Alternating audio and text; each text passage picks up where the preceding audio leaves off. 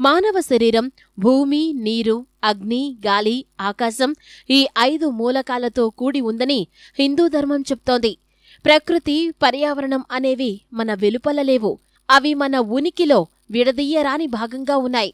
ఒక రావి, ఒక వేప, ఒక మర్రి, 10 పుష్పించే మొక్కలు లేదా లతలు, 2 దానిమ్మలు, 2 నారింజలు మరియు 5 మామిడి పండ్లను నాటినవాడు నరకానికి వెళ్లడు అని వరాహ పురాణం చెబుతోంది. రామాయణ ఇతిహాసంలో ఓ సందర్భంలో రావణుడు, నేను వైశాఖ మాసంలో ఏ అంజూరపు చెట్టును నరికివెయ్యలేదు, అలాంటప్పుడు నాకు విపత్తు ఎందుకు వస్తుంది అని ప్రశ్నిస్తాడు. మన పర్యావరణంలో హెచ్చు భాగమైన చెట్లను హిందువులు ఎలా గౌరవిస్తారో చెప్పడానికి ఇదొక ఉదాహరణ. భగవద్గీతలో శ్రీకృష్ణుడు ఈ ప్రపంచాన్ని ఒక మర్రి చెట్టుతో పోల్చాడు. అందులోనే అన్ని జాతుల జంతువులు, మానవులు మరియు దేవతలు సంచరిస్తారు.